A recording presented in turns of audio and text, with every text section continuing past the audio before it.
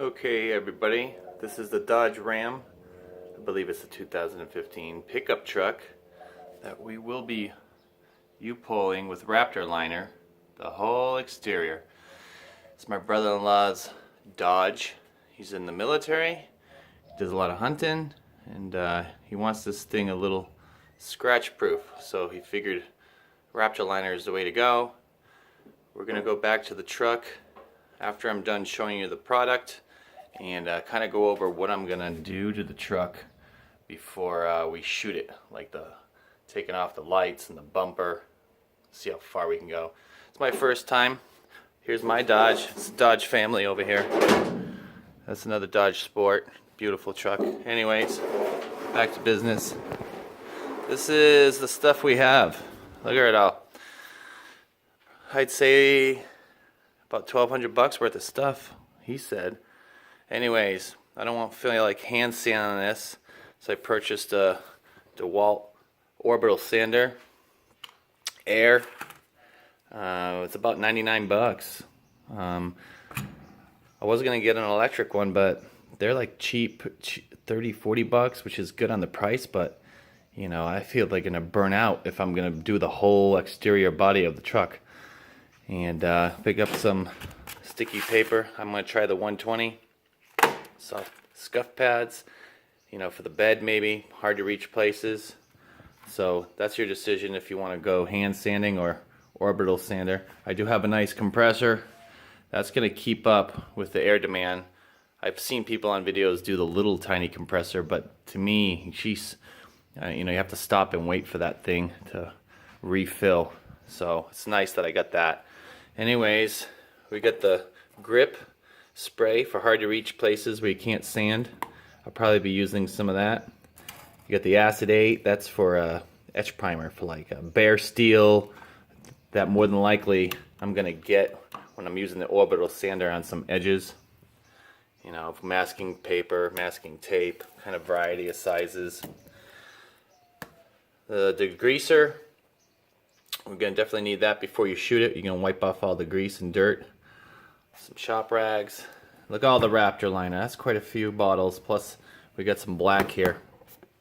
Hardener, drop cloth. Let's see. You got the spray gun. I got two of them because I guess he ordered 2 kits, so we're not going to be short on that. He wants a rough texture, the roughest I can get, but I want to get too crazy rough because that's going to be a lot more product. Because you need more product when you're going to shoot it heavy and thick. So that's a lot of product. I've never done it. This is the first time I've Raptor lined anything. But he's going this color. It's kind of like a brown, burnt orange. This was expensive, I guess. He just picked it up. I guess it's Automotive Sherman-Williams. I guess it's not even a full can. I guess he paid like 150 bucks for this stuff. So I guess it must be really nice stuff. So we're gonna have to mix the ratio properly with the Raptor liner. These are all tintable for the body, so we're gonna have to mix the color in that with that correctly. I believe, you know, 250 milliliters is like up to this line. The bottles are 750 milliliters. I guess it comes up to here if you open one of these. Hold on, let me put down the phone here. Gotta get 2 hands on the bottle. Alright, as you can see, it's like a cream color, but it's not out the top. It's like around here somewhere. So you could fill the hardener. You know, you put the hardener up to line, shake it up, and then you put, I think it's like, they say 10% for the color. So, you know, if you do the math, 10% of 1,000 milliliters, because when this thing is mixed with 750 milliliters with 250 milliliters of hardener, that's 1,000 milliliters, and 10% is 100 milliliters, so I'm assuming this is the space for the paint if you add your color. So I got a big job in front of us. I'll go over quickly with the Dodge. My phone's on a extension cord right now because I didn't charge it, and I want to get going on this truck, disassembling it. I want to try to take the bumper off. I'm going to try to take the grill off. I'm going to try to take the lights off. You know, I mean, yeah, ideally, if you want to do it 100% awesome, perfect, yeah, you pull everything off. But you know, you only can go so far. You're gonna have this thing for a month. I only have like a week. Emblems are coming off.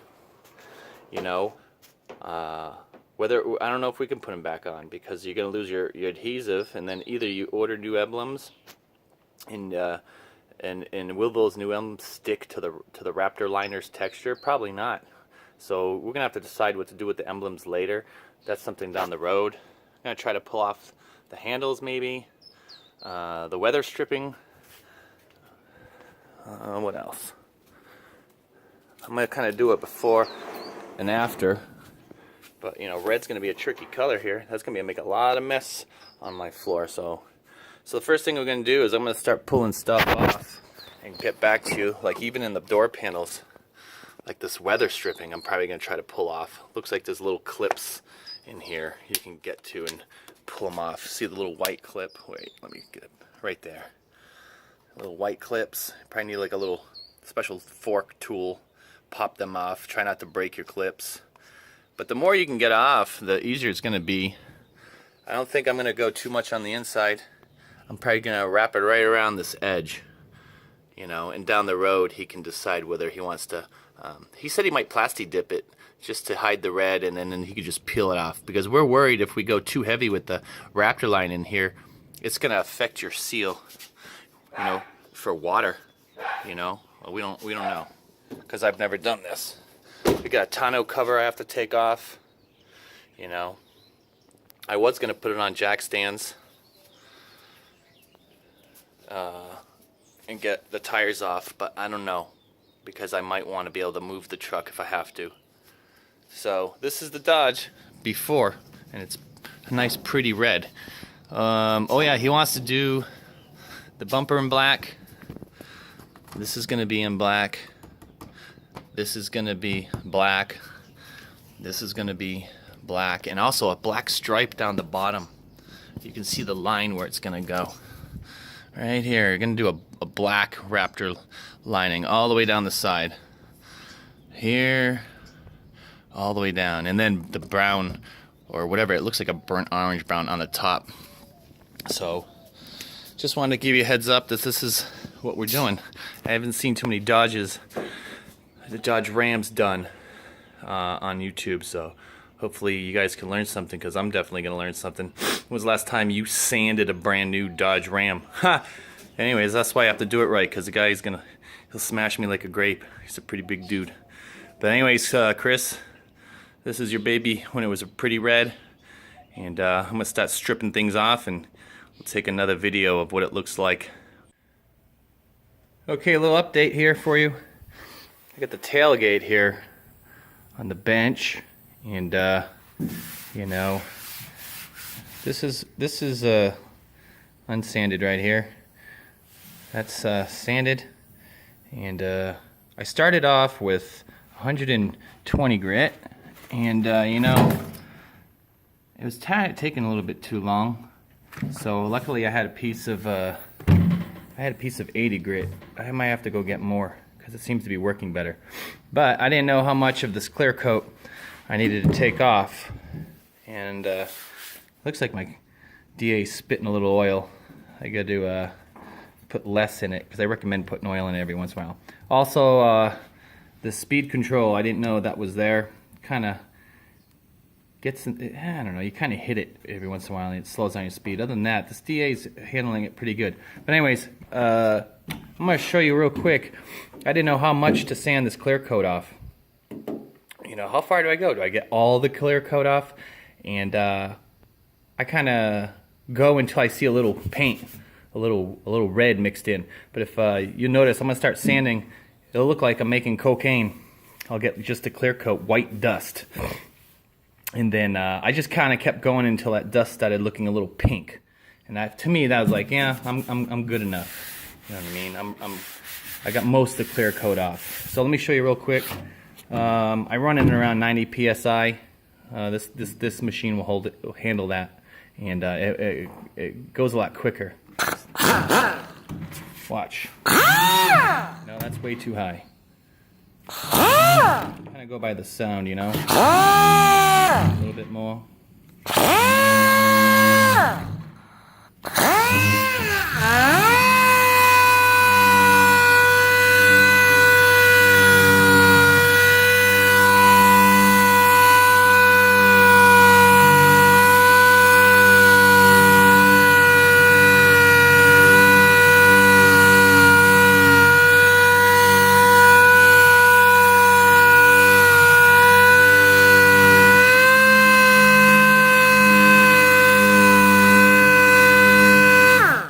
See that white, it's kind of mixed in with the red already. It's because I'm hitting the damn corners. When you hit the corners, you're gonna sand quick. Be careful, you know, if you don't get to the metal, the better, because then you have to use the etch primer. But that's just the gray primer that they used. But I'm already starting to get mixed pink and white. But I wish I saved a piece where it takes a little bit of time before you get the paint mixing in.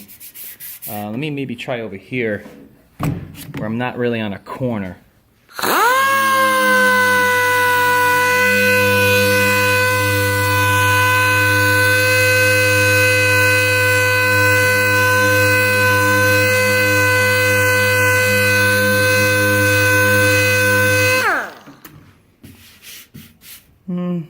Kind of got a little mix. I'm kind of on a corner still, but when I was doing it over here, it took a little bit to get. I was getting a lot of white, you know, and then finally I started getting the pink and white. That means, yeah, I'm down to the paint, and you can see, you know, paint starting to come up, which is good. I think that's a decent amount. Anyways, later on I'm going to show you. I've already started pulling stuff off the truck. It's pretty much, well, I might as well show you now. Bumper, grills off. Took the grill off. The bumper I'm going to leave on. I think I can do it on the vehicle instead of taking it off. There's also a piece of plastic skirt in here. I took that off because it was laying on top of the bumper, and I want to get the top of the bumper. Lights are off. The windshield wiper squirter things are off. You just squeeze them from behind and pull them. A little pain in the ass because you have the damn clips under the hood. And I did go get a tool. I'll show you in a minute. I'm still going to be working on taking these door handles off. They're kind of a pain. But the bed and bumper, you can see, is ready other than sanding. Took the whole tonneau cover off that he had over there. It's like one of those rolled tonneau covers. Bumper is off. Lights are off. You know, it'll take a little time because you got the damn hitch, electricity wiring and all that crap. Took a little finagling to get the bumper off, but not too many bolts. I think it was like 4. 1, 2, 3, 4, and there was a couple here in the center. Not too much to get, but it's a chrome bumper, so that sucks. Cause I got a sand chrome. That doesn't sound fun. Lights off in the back. The third brake light. Gas cap. I took the whole door off. It wasn't too hard, 2 bolts, but then I had some foam in here holding the whole thing. I had to kind of wiggle and break the foam away and pull it through. Still kind of working on the doors. I just popped enough of the weather stripping off where, because it ran up here tight, and I want to kind of curl around the edge here. So this weather stripping is away, and there's like little clips, you know, you could pop out and get it out of your way. This is kind of a pain in the ass. They have an access here for the door handle, but still, it's not that fun getting those. There's like 3 bolts to pull the door handle off, because I'd like to get this off instead of masking it and sanding it, but we'll see. It might come off, it may stay, I don't know. Other than that, it's, you know, it's in the sanding phases. You know, ready to go. A lot of shit. Look at all that shit. You know, I had to take this off. This was under the hood to get to the windshield wiper things. Just a lot of weather stripping and crap. But anyways, I recommend getting this tool. It's like 15 bucks at your parts store to help pull your damn clips off. A lot of damn clips. You know, there's the gas handle and the gas door. This is a part of the tailgate that I pulled off to get the handle out. Here's the damn handle. But there's an access. That's that piece. That access so you can pull your door handle out. Because I'd rather sand without it, you know, and paint without it. So I'm sanding away. It sucks. I mean, at least I have the Orbital sander. If you're gonna do this by hand, God bless you. And all those other people, oh, I Raptor lined my vehicle in 2 days. Fuck, you did. You did a shit job, unless you had a 6-man crew sanding. Because if you want this stuff to last, you gotta sand it. Yeah, I mean, you gotta prep it good. And it was, oh, I did it in 2 days. I'm gonna be sanding in 2 days, let alone masking taping it and shooting it and doing it properly. So I'll let you know. I mean, this is day 1. I got a lot of stuff off the vehicle, and now we're sanding the tailgate. Tomorrow I'm gonna be sanding more, but 2 days, you're doing meth, and you're up 24 hours sanding and painting. You pull that off, you know what I mean? And if you want to do it really, really right, you pull everything off, even the whole doors, you know, because there's paint all the way around. So I'm gonna get back to sanding. Like I said, when you start getting color mixed in with your dust, I think you're there. But if you have a white paint job and your clear coat's, you know, coming out white, I don't know. Good luck figuring out when to stop. I figured maybe once you start seeing primer, you're pretty much got the clear coat off. But with the red, it starts to look like I'm grinding up, you know, those hot tamales or something. I got pink in there. So I'm gonna get back sanding and follow up with you later on. Okay, everybody, let me give you a follow-up on what's been going on. There's a bumper, hand sanded. Still haven't gotten to the roof or the sides, but let me tell you something. The DA does a good job, but damn, it takes just so long. It's just too fucking much work. The amount of panels you got to do here, I was gonna die using the DA or the Orbital sander. Like, I did the roof here with it. As you can see, there's still some spots that I need to get by hand. But I was getting a pile of fucking white dust from the clear coat, and it just took forever. You know, there's some I didn't finish. You know, and the compressor, I got a big compressor too, and that thing's kicking on every 3 minutes. I mean, my electric bill is gonna be like fucking $500, so I was like, I need something faster, you know. I even called Raptor Line, and they gave me a guy that's local here in Arizona, and he spoke with me about how you just need to scratch the clear coat, make sure it's not glossy, which I'm pretty much doing, but at the same time, you still got to hit every square inch. I mean, that's glossy. I got to hit that. So the Orbital sander is nice, but it's loud, noisy. Your hands are vibrating. The air compressor's kicking on every 3 minutes. So I decided to start hand sanding with my brother, and we did the whole bed hand sanded with 80 grit and scuff pads too. The scouring pads I got. I can show you them in a minute. But it did okay. It knocked the gloss off. There's still some areas, you know, you get lost in the dust. There's so much dust that you kind of can't see. So when I was done, I rinsed it all down with water, and now it kind of shows the spots were missed. You know, you can see the spots we missed. And I didn't mind washing it down. I mean, there might be some bare steel areas that maybe you have to be careful with. You don't want them rusting. But I'm in Arizona. It was like 90 degrees today, 95. So it evaporated quick, and it lets me, you know, it'll be easier to wipe this down with degreaser because it's not filled with dust. You go through so many rags and so much degreaser. So I think hosing it off knocks down some of the work when it comes to wiping it down and checking your work. But I got a lot of more sanding to go. Look at all the panels. Jesus Christ. So, you know, I don't care how unpatriotic you think I am, but I'm going to Home Depot tomorrow. I'm picking up 2 Mexicans. I don't give a shit. I'm going to have them knock out the sides by hand because that Orbital sander is just too long, and I think it takes too much off, more than you need. Like I did this with the Orbital sander.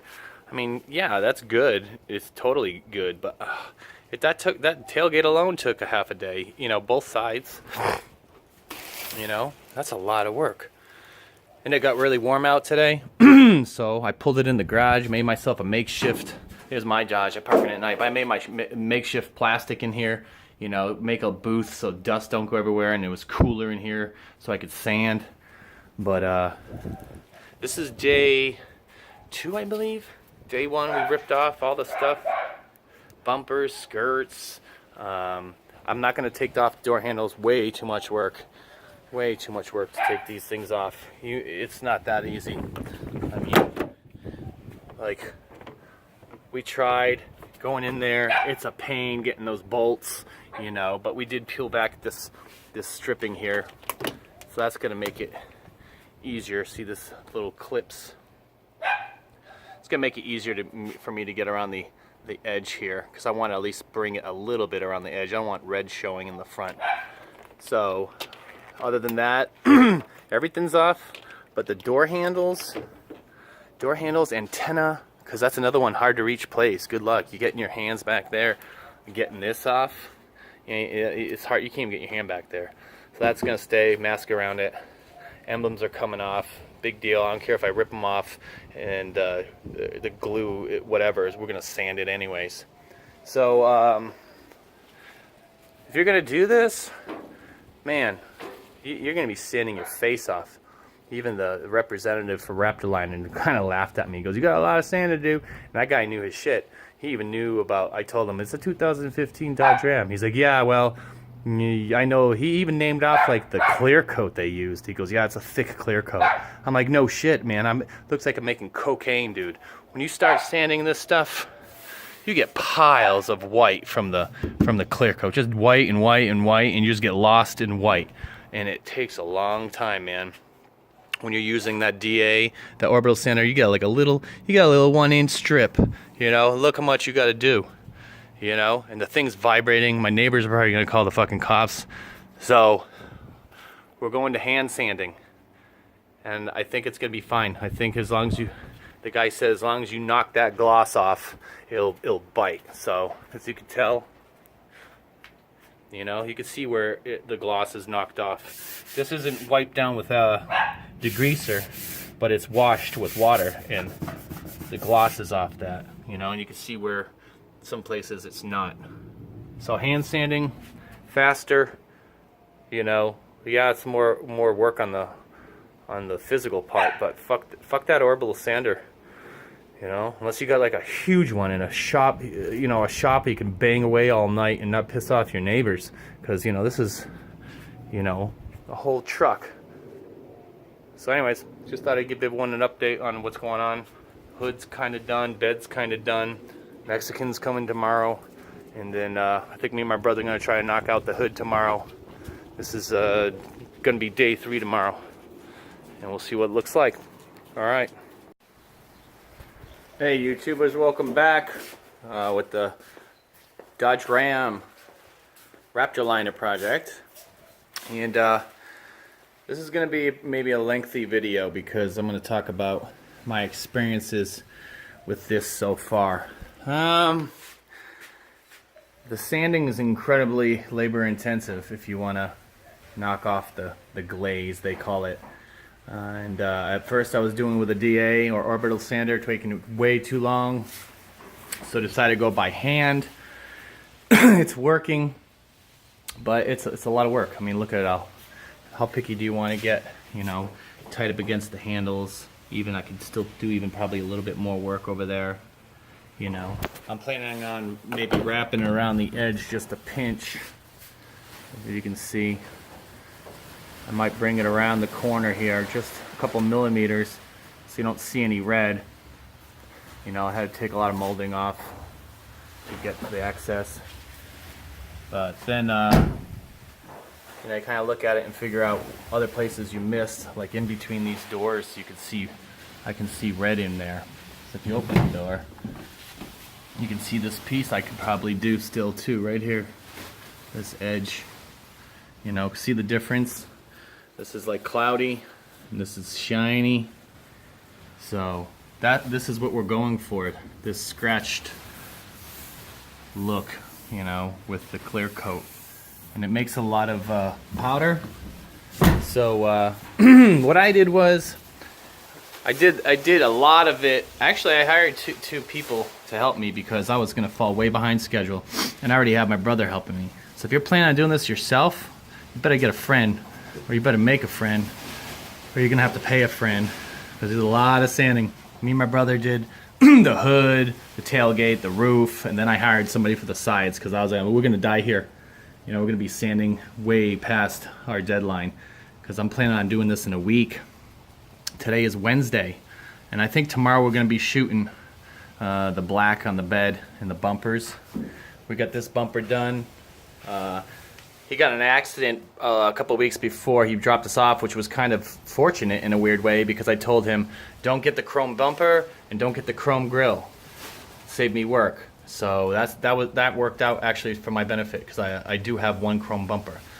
This bumper was just like black, but we scuffed it, and then there's the acid etch on the bare steel, you know, where you get to the metal, and we even left the plastic shroud under there. I sanded it.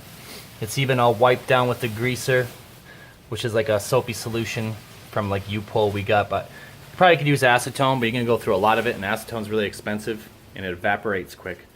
Bumper's ready to go, shoot it black. The grill, as you can see out there, thank God it wasn't chromed, but we have the grill here all wiped down, well actually sanded first, then wiped down with the greaser, and then sprayed with that adhesive. It says it's like adhesive promoter, and it's kind of crazy because it goes on clear when you spray it, so you have to pay attention where you sprayed it. It's not like the primer, the etch primer. It's gray, you know where you are. So this is all ready to go. This thing's ready to be shot. There's the tailgate. That thing's pretty much it has to be wiped down, and bare metal, we still have to hit some bare metal spots. You're gonna get them, you know, when you're sanding. There's no way you can get in some places and not get metal in others. So this door, yeah, it needs wiped down and etch primer. This is a panel for that. That's ready to go, primered, because it had a lot of metal showing. Still got the gas door. These are these were wiped. Those actually sanded, wiped down, and sprayed. So those are ready to go. It's like that black thing way down there in the distance. I'm gonna zoom in. See this black thing? That's another shroud. It's not a shroud. It's like a bumper skirt in between the bumper. That one's wiped down, sanded, wiped down. It's got that etch on it, that adhesive. I mean, that's ready to go. It's a lot of work. You need space too if you're gonna be doing this. And like I even hung up plastic tarps in my garage to keep the dust out, you know, getting everywhere and all of my other stuff. See, I just stapled it to the ceiling. Gave you kind of like a boost a little bit. So we're coming along. It's only Wednesday, and I think we're gonna shoot tomorrow black, all the black. And if we run out, we're gonna have to get more because I know he wants to do a black stripe down here, and I don't know if we're gonna have enough. But look, check out all the sanding. It's crazy. Way too much sanding. Even underneath I went, so we can get that nice. Took out all the bolts on the inner fenders. Got them all so they're nice. He even has bushwhacker flares. He's gonna put on. Whether he Raptor lines them, I don't know, but that's for a later date. Yeah, if you go look up there. Roof's done.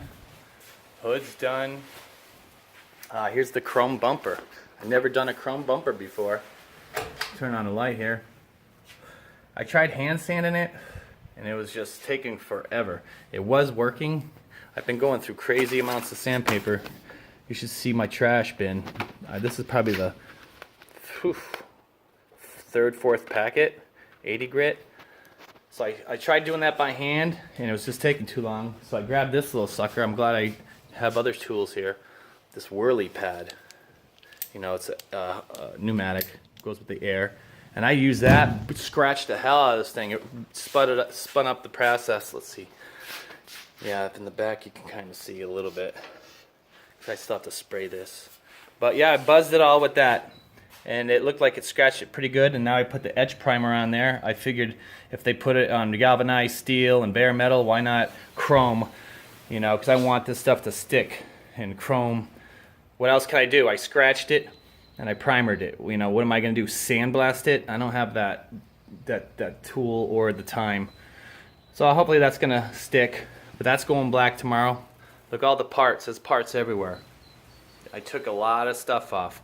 Inserts and antennas, and label your bags, you know, cables for the back tailgate. So it's definitely a job. I'm trying to soak an emblem in bleach to get the chrome off because I want to do it in black. Here's one for the front.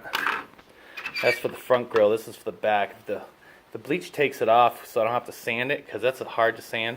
I'm going to do it black and put it on the tailgate. Black, put it on the front black grill. It's going to look nice if I can get it to work. So with my experience from this, let me tell you people, it's a lot of goddamn work. I'm not afraid of shooting it and spraying it. To me, that's going to be the easiest part. But, you know, yeah, you probably could do less than I did or more. But if you do, I just want the stuff to stick. You know, I don't want him hitting a rock or chip, you know, and then the chip comes. You know, I think that's why it chips or doesn't stay on good, because you didn't sand it good. It needs something to bite down onto. So, I mean, between 4 guys, 2 temporary, this took since Sunday to rip it all apart. To old emblems, had to rip off the emblems, you know. As far as we got now, it's Wednesday afternoon. So about 4 days and we're ready to shoot. And I'm hoping maybe tomorrow is going to be the black. The day after will be the brown. And then I think the day after, which will be Sunday, just put it all together maybe. Put everything back. I mean, a lot of stuff is in pieces, you know. Got a lot of parts to put back. Tonneau cover, the plastic cap, the bumper, you know, the bumper with the wiring. This bed was a nightmare to sand. Look at all the ridges in this damn thing, you know. And, you know, in the future, if I had to do this professionally, I'd probably get a sandblaster with, like, crushed walnut shell, get the right air pressure, and just zip it all off. I mean, I don't know. You don't want to do, like, a chemical peel or something to get the clear cut out. That'd be a fucking mess, nightmare. So your best bet is sand it, hand sand it. And I think tomorrow I'll set up the gun and start shooting and, you know, do a couple scrap pieces and see what it looks like and where I want the pressure to be. Because he says he wants to do the bed smoother, like 80 psi, hold the distance further away and get a smoother finish in case he has to slide furniture or something. And then when we hit the rest, it'll be more of a rough finish. We'll change the pressure. So far so good though. I'm tired. I can't wait to get this thing done, but I think it's gonna look pretty sweet. Wipe down all the glass again because, you know, the masking tape can stick. You know, I mean, if you're in a rush, don't do this job unless you're doing a little job like a bed liner, just the bed or something, or just a Jeep tub. You know, you probably can knock out maybe in a good 4 days for a nice job if you want to do, you know, just, you know, if I had to just do the bed, I'd probably spend another day sanding it and really get it nice. But you're doing a whole truck, you kind of have to push it along, you know.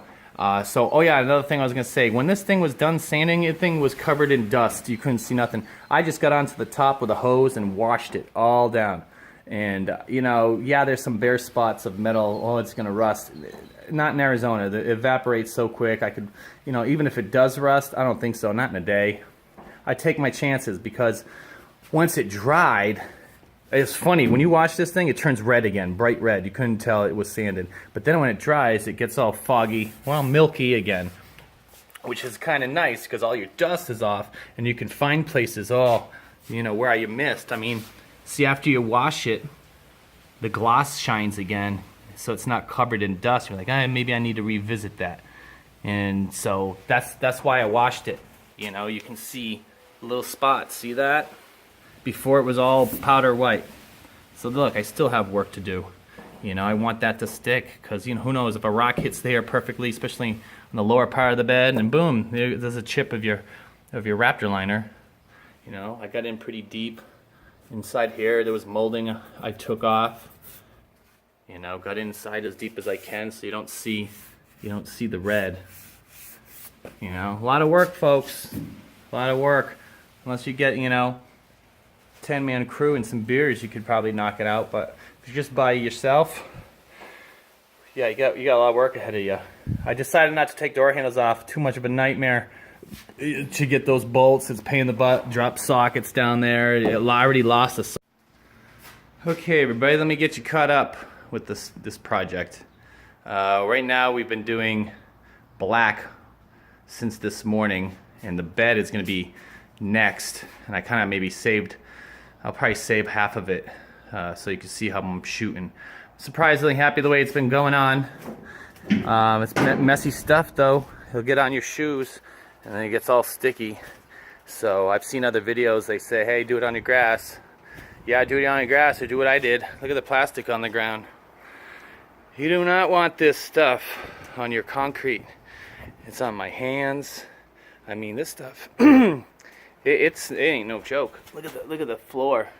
See that? And then you walk around and you step in it, and that stuff feels like you're stepping in gum for like the next 10 minutes. So definitely protect your stuff. Anyways, here's some finished products already. Here's the grill. Came out nice. I can de-zoom, I don't know. Here's the grill in the back. There's the tailgate. And here's like the front rubber skirt. This texture right here, it's 45 pounds PSI. He wanted it kind of heavy, but you know, at the same time I want to, you know, kind of stretch the product. The heavier you go and the lower the air pressure, the more product you use, and I wasn't sure how many we're going to need. He had 4 in black, pre-mixed black, and it wasn't enough. Here's a chrome bumper. Hopefully it sticks. We had it scuffed and primered, well, etch primered, because I don't know, it's chrome. What else do you do?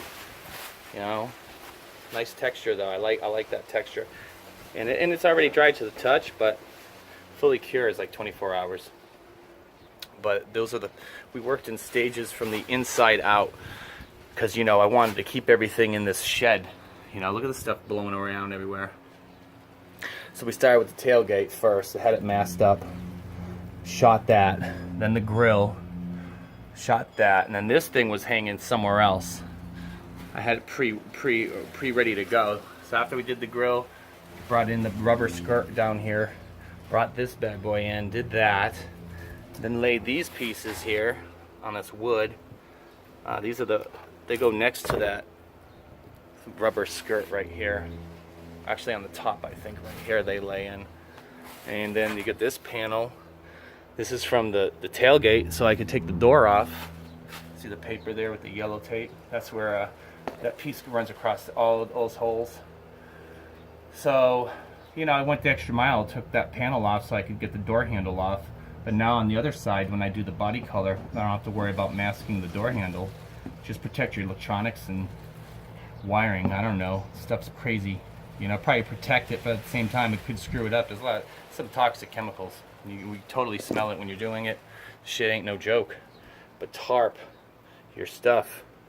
And it's been windy today, which is a blessing because it helps dry and keep me cool, but at the same time it sucks for plastic. This stuff, take your time, staple it down right, clamp it right, because you don't want to be spraying, and this freaking plastic is blowing around, sticking on your project. Anyways, got cut off there. Anyways, the bed, it's going to be a smoother texture. 80 pounds PSI I'm going to try. He wants it not so rough in case he has to slide furniture in and out this bed. Same thing, a lot of etch primer because of the metal was showing through. Quite a bit of it actually from sanding. One's actually olive green too, another one I bought. No big deal, that's great, that's olive green, same thing, same primer. I also put adhesive all the way down in the corners, on the edges, because you just can't sand in there, so it promotes adhesion. You know, I put adhesive all the way up and down these corners, tight places that, you know, you can't get a piece of sandpaper in there. You do your best, you know. Washed it down with that U-Pole degreaser. It's pretty nice. It's probably the best smelling thing out of the kit. Everything else stinks like to high heaven with chemicals. That degreaser is kind of like a mild soap. It picks up pretty nice, and it dries pretty nice, so I'm happy with it.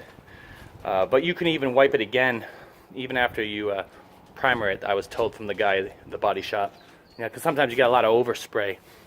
So I'll wipe it down again, you know. Preparation. It's easy to spray this stuff on.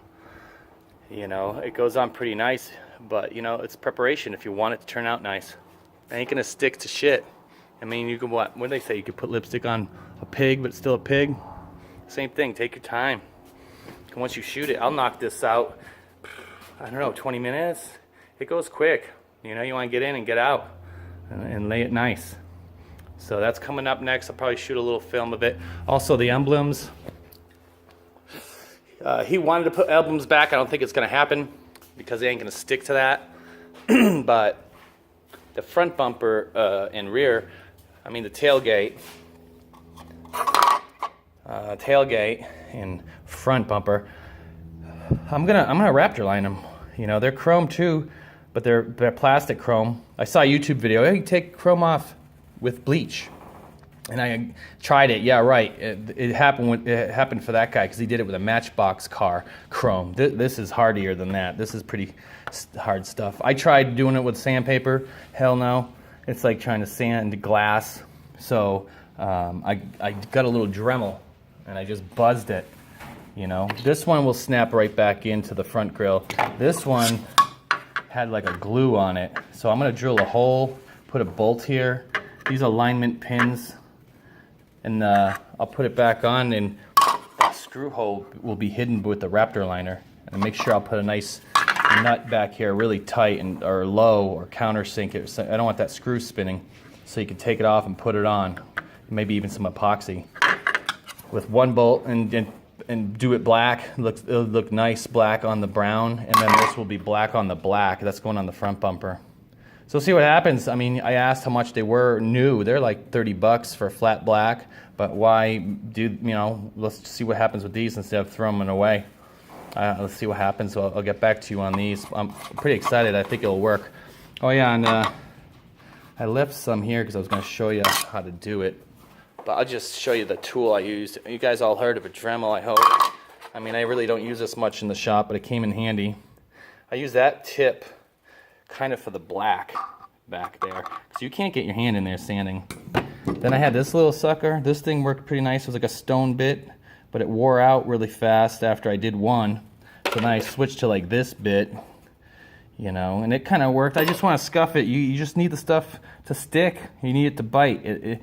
It's just like the paint on the truck, the clear coat. You just can't have any glossy surfaces. Same thing here, you know. Glossy surface, get rid of them, and I think it'll turn out all right. You still might have to get that pad in the back or that rubber, because you know you don't want water getting behind here and getting inside the tailgate and ruining electronics. So he might have to buy one of those, but at least we can have it powder coated. I mean, he wanted it powder coated, but I think this is a better idea. But look at all the liner. We got a lot more to go. And that's all the black. Picked up, I said, 4 more. So that's going to take care of the bed and the bumpers and the stripes in the bottom. That's all for the body tintable. I did some research on YouTube. I'm glad there are these videos. You guys take. This so far is 1 bottle at 80 psi. It's a finer texture. I'm standing back maybe around here, but be careful. You know, you don't want to miss. You're going to hit your house or whatever's behind. So my brother's mixed up another one. That's 1 can or bottle, 1,000 milliliters. That we got left. I'm hoping to maybe do it with 1 more bottle. If not, I got plenty more. So I'll have my brother maybe record me shooting some when we get closer to the edge, which won't be very long from now. Now, I did hit a piece of the bumper with the bottom of the bottle.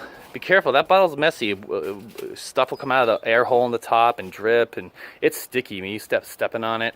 But I did hit the bottle on the fender right here. You can kind of see it. See that? So I didn't know what to do. I wasn't gonna start making it worse, trying to wipe it away. So I just went over it again. And if I have to, I'll go over it again even more. But you know what? Screw it. It's a fucking bumper, and that's my first time doing this. I think it came out pretty badass. You know. I don't squirt all willy-nilly either. Like some people, they're like, you know, and they're just like squiggling. It's like, hey man, take your time. Like work the border. You You know, work your border, you know, all the way around, then work your way in. And I think you actually get a smoother finish instead of seeing like stripes. You know, treat it like a lady. You know, slow, easy. You know, curves. You find a bunch of rough motherfuckers. Anyways, tomorrow I'll probably come back too and show you some of the body when we start doing the brown on it. So all right, hang in there. And I'd answer any questions, but I'm not going live, and I don't like sitting in front of the computer more than I have to. So if you have any questions, I don't know, email me or something. All right, later. Man, this thing keeps stopping recording. What is the limit on it? Anyways, that's the tintable ones. I talked to the guy at the body shop, some YouTube videos I watched. I'm gonna mix. I'm gonna dump them. I think I only can fit like 4 in that bucket. I'm gonna mix like 4 of them in there. Add the paint. This is just base. This thing costs $150. I mean, he wants it done right. I guess he's doing it right. There's no binder in here. That's why it's almost even empty. I guess in paint, most of your makeup of your paint is binder. So when you don't have the binder, don't be surprised. You're still paying a lot of money for this. I want to mix as much as I can together with the color instead of doing each bottle. Mix the color, because it might not match. And you know, you're going to have to take a little extra time to put it in the damn bucket, put the paint in there, mix it all up, and then put it back in the damn jug. That's what I'm dreading. I don't know, because I'm not putting hardener in there. You'd be retarded. You know, think twice what you're doing. You don't need any mistakes. So just the paint, pre-mix it with that and put them back in the bottle, then they'll just be ready for the hardener, you know, the 250 milliliters. They're saying 10% for every 1,000, so that's 100 milliliters for every bottle. So I'll keep a track on that when I'm mixing 4, and then I might have to take that out, put them back in the jugs, and then mix another 4. You know, have at least 8 ready, because I got a whole body to do. That's a lot of body on that truck, you know. Anyways, I think we're ready to shoot the bed.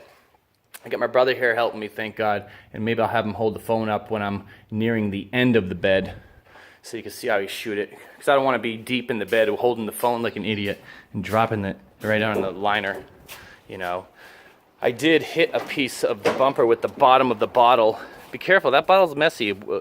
Stuff will come out of the air hole in the top and drip, and it's sticky when you stepping on it. But I did hit the bottle on the fender right here. You can kind of see it, see that? So I didn't know what to do. I wasn't going to start making it worse trying to wipe it away. So I just went over it again. And if I have to, I'll go over it again even more. But you know, screw it, it's a fucking bumper. And that's my first time doing this. I think it came out pretty badass.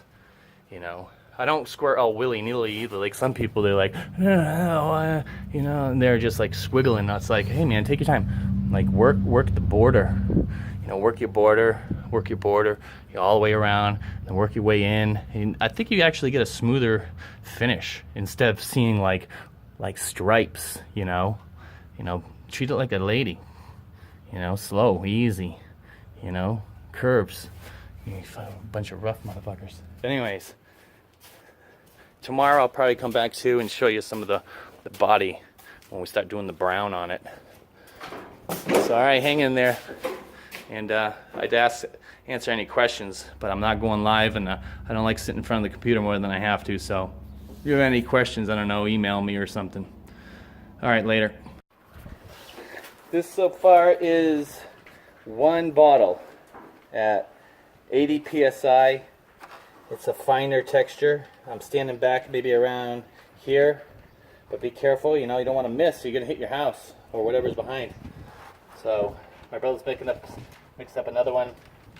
That's 1 can or bottle, 1,000 milliliters. That we got left. I'm hoping to maybe do it with 1 more bottle. If not, I got plenty more. So I'll have my brother maybe record me shooting some when we get closer to the edge, which won't be very long from now. Okay, everybody, this is how toxic this stuff is. This bee just landed in there. He's all sniffing around. Look, he's out cold. Look at him. He's tripping. U-pole. Yeah, it's got chemicals. Lots of chemicals. This thing is huffing. That ain't no joke. He flew in there smelling around. Not even 20 seconds later, look at him, he's out cold. So, wear a ventilator or what something. You don't want this in your lungs. If it does this to bumblebees. Poor little feller. Anyways, looks good. Look at this. Look at that coat. Let me de-zoom here. Look at that coat. I did it at 80, kind of thin. You know, blasted it from maybe 18 inches, 16. Let it sit for 60 minutes. Did another coat at 80, kind of blasted it from a distance because you want a smooth texture. And then I did one more, like a half a coat, because I had leftover from the front bumper, because I did the front bumper 2 coats, but the front bumper was at 45 psi, heavier texture. So I had leftover, and then I cranked it to 85 and gave it a really good blast from like, whew, I was far away, man. I was like, just, you know, in a cloud, just getting a huge sweeps on this thing, man. Just huge sweeps all the way over. And it kind of just, look at that. It just blended it all nice, no lines.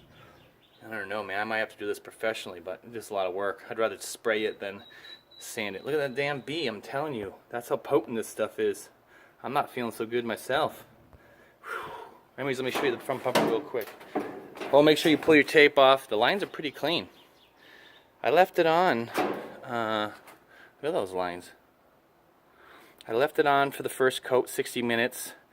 Second coat, another 60 minutes, and then a half coat. So that's been on there for a good 2 hours, 2.5 hours, and the tape came out pretty nice. It didn't really stick. A couple places it kind of started breaking. Yeah, I wouldn't want to leave it on and let it dry, but you've got time. You know what I mean? The tape's pretty hardy. Let me show you the front bumper. 2 coats, 45 psi. I got real close too. Look at the texture difference. It's a big difference.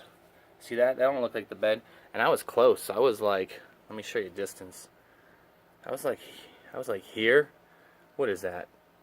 For some people that's like 12 inches, I know. But no, this is about 8 inches. You know what I mean? That's clean too. I even did underneath. Got the shroud. I put that at heat. Okay, welcome back everybody. It's what is it? Saturday, day 5, and we're gonna shoot the body today. And I just need to give you guys a heads up on the tintable. From what I've watched and talked to and body people, they're like, yeah, dump it all in one bucket and mix it with the color. That way it's consistent, the color. Instead of mixing each individual bottle, you might get variations in shade, you know. So I didn't want to risk it and not have it match because of all the money he's spent. So what a pain in the ass. Worst part of this job by far. Dumping this stuff out into the bucket, all 12 of them, and then mixing in the pigment, which is, this is that color. It's like a brownish, it looks like a Sedona brown, even though it's called camel. So kind of got mixed messages on how much to mix. They said 10%. 10% of what? The 750 milliliters or the 1,000 milliliters when you put in the hardener. So I went with the 75 milliliters. So you multiply, 750. You multiply 750 by 12. I believe it's like 9,000. Multiply that by 10%. That's like 900 milliliters. You can convert it if you want it into ounces. So all those went into there. And it was up to maybe here. It was a stinky, gluey mess. This stuff, even without the harder, is pretty freaking nasty. It's like whale semen. And it's thick and disgusting and sticky. And I dreaded this part. But I did put it all in there. I weighed it first with this scale when it was full before I emptied it. And they were like around 2 pounds. And as you can see, I got back a little bit more, but not much. So I weighed them first because I knew when I was going to fill it back up, there's no way I was going to look in there and see, especially when I got a funnel in there. My brother had to help me hold the funnel so that, you know, you're not weighing the funnel. So I weighed them all. They were all pretty much 2 pounds before I emptied them. Now, when you empty them, they come out slow, some come out fast. It's a pain in the ass. What I did was I took the DA gun. Even, you know, I bought this gun for this project, but I didn't really use it for sanding because it took too long and it was too small. But I was like, well, maybe it come in handy here.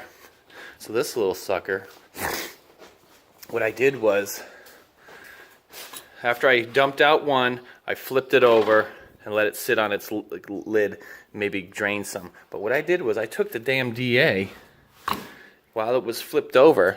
It's kind of hard to do this with two hands, one on the phone. But I took the DA when it's flipped over and I buzzed it, and like really on high and shook that stuff. Let me tell you, when I did that, I reopened the cap sideways, like, you know, you gotta be careful. Like when it's upside down, when you're vibrating it with the DA gun, bring it to like around here and open it, because you got a little bit of pressure and weight from it. It's weird. And you'll see how much more you'll get. You'll actually get like, Jesus, you'll shake that stuff down to like here. You'll get like 4, 5, 6 more glops. You'll empty this thing much better because it's thick. It's thick stuff. Then I put it in the bucket and I mixed it up with the spinner. Where did the spinner go? Man, I think I might have to throw some stuff away because that stuff was nasty. Even this bucket I couldn't get clean. This stuff's nasty. Even acetone had a hard time getting it off. Anyways, I used the drill and a little paint spinner. I don't even know where it went. Yeah, here's a spatula I even had to use. There goes this spatula. Look at that. Acetone ate it all up. Scraped that bucket. I had, I would say after I was done, all those 12, I lost like a pound. I don't know why either, because I added a lot of paint. There's the paint. I had to add, I think it was 34 ounces. I had it marked, but the paint was, quite a bit of paint was in here. I was up. So, I mixed it all good with the paint spinner in the bucket with the drill. And then to get it back in the bucket, I had this thing on the floor. I had an empty bottle on it. I had it on, of course. And I had my brother holding the funnel up here while I poured it out of the bucket and get it back in there and watch till it hit 2 pounds and stopped. So these are all pre-mixed. Let me put down the phone and open one up. Oh, they're hard to open. They're hard to open too because of the damn... See, I can't even open this damn thing. There's no hardener in here, but even the Raptor liner by itself, it hits the air or it's on the tread over there for the cap. It's hard to freaking open this thing. I might even have to get channel locks to open that. I was gonna show you the color. Anyways, we're gonna shoot the body, and as you can see, it's all masked. We spent a good hour here. It's been windy like crazy though. It sucks. Like it's kind of nice to help it cure, but the wind when you're painting this thing is hitting in your face, and it's like, you know, getting all over. But we have the stripes masked underneath here. You can see you got the black stripes that I did, or whatever you want to call it, rocker panel guard. You know, he wanted that, but now we had to reverse tape it. But everything's taped. Stuff gets everywhere. We're gonna start with the roof. Work your way down. Actually, I'm gonna go. It's gonna be tough because I'm gonna have to get into the bed, which I just Raptor lined. I have to crawl up because I don't even have a ladder to get up there. Kneel down, crawl up to the front, and work my way back. I'm gonna try to start with the top first, and then I'm gonna go to the hood and do the hood. I even, you know, protect everything you can. Take the time to prep. Like I even have a blanket on the motor. You never know when this stuff finds a little hole and squirts through, and then this stuff ain't coming off. Like even I taped the windshield wiper squirters. That's why I had to take the whatever you call it, fiberglass underneath there off. What else? The bumper's done, so I covered that. I still have to cover the tires. Tailgate's hanging, ready to go. You know, make sure you get your etch primer on there. Gas cap lids ready to go.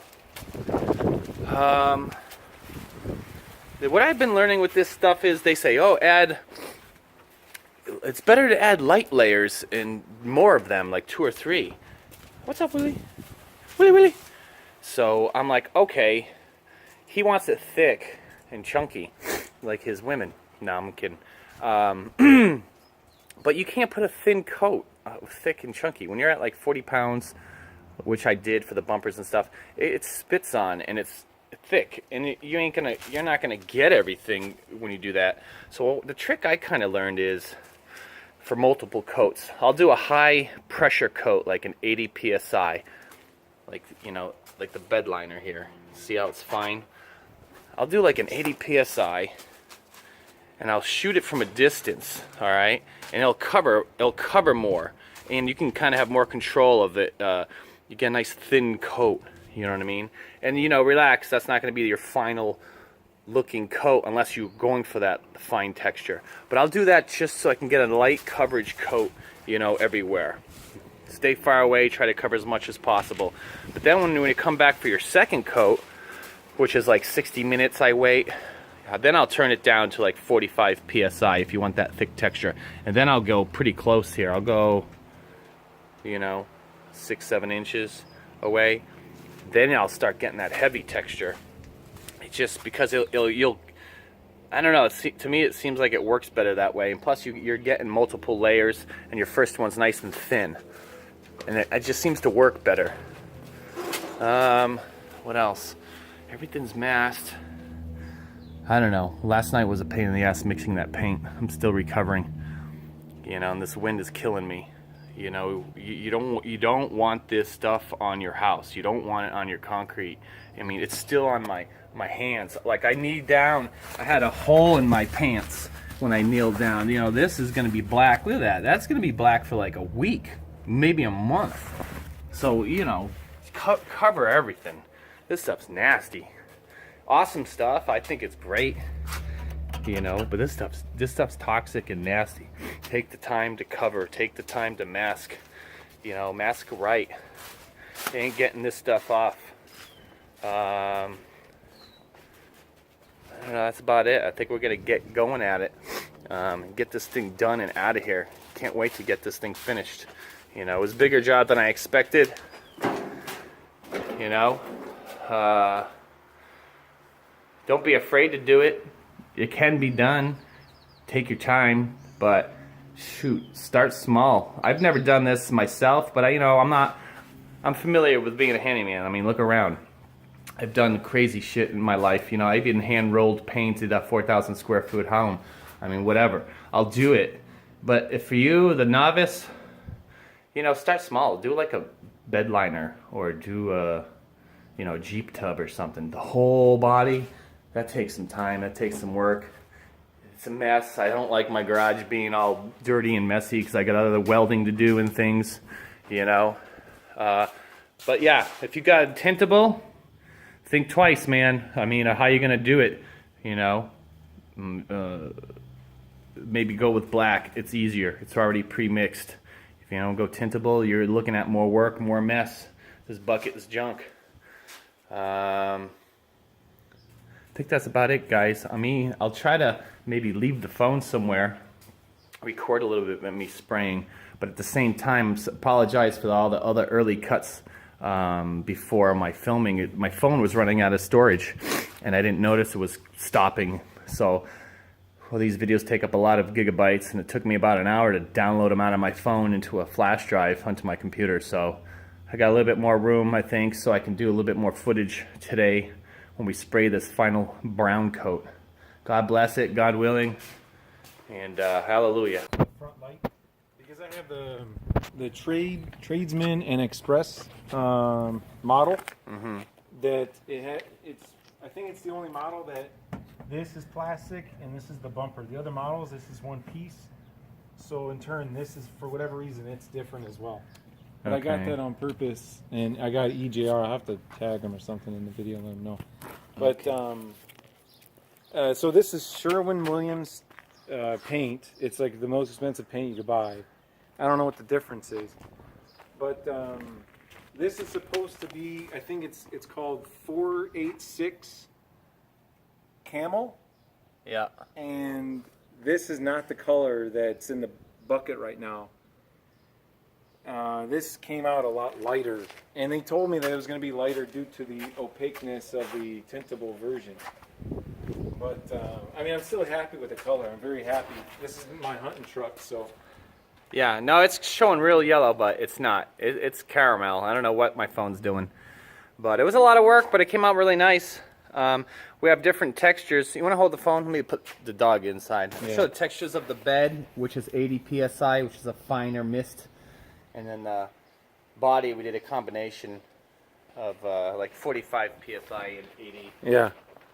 So my first thing is I wanted to get very rough texture to where almost it hurt to touch.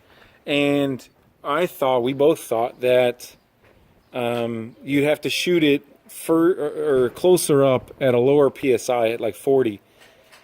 But in all actuality, to get a rougher sandpaper, like a sandpaper type feel to it, he shot it further away at 80 PSI.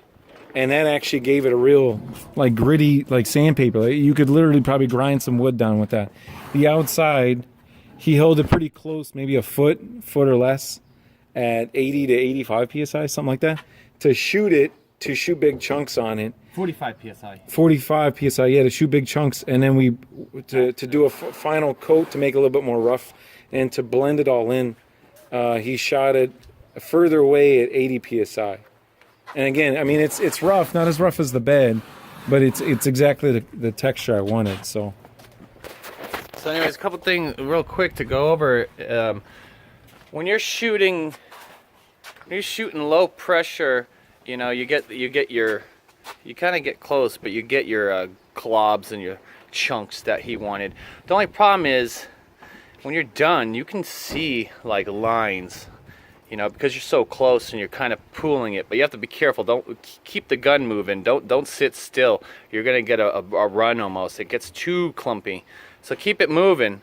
But at the end, if you look, you'll have all these like lines and stripes because you're sitting so close. So the trick, what I did was, after I was completely done, I went through maybe another 3-4 bottles. But what I did was I put it at like 80 PSI. And I shot it from a distance, like really far away. And just the whole thing, I kind of give it one last mist coat. And look, it hid all those lines.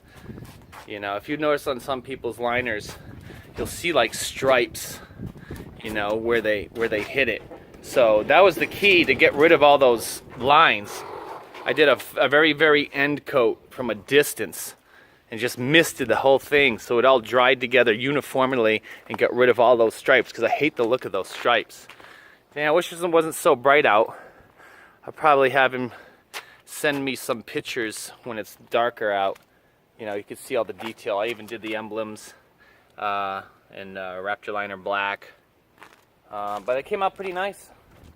You know, I probably will have a sit down inside later and kind of go over, you know, the differences with tintable, because tintable definitely takes a lot more Raptor liner than the black. The black covers good and quick. The brown, oh man, we had to go get another 8 bottles because we had, how many bottles? We had 14 at first? No, 12. 12 tintable and 4 black. Yep. And I had to go pick up more black. No, tintable. Yeah, you had to get 4 more black.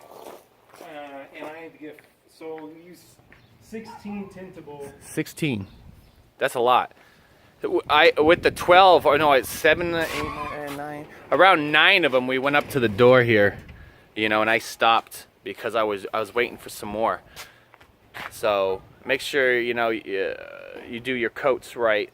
Like I started at the top on the hood, the roof, I went to the hood, but with a thin coat at 85, 80, about 80 PSI, a thin coat, because they say you should do more than one layer, more than one coats. Well, thin coats. You're not going to get a thin coat at 45 PSI. It's just too chunky, too heavy, and it's not covering enough, and you're going to make a huge, thick mess trying to hide the color underneath, especially if it's a darker color. I was hiding red.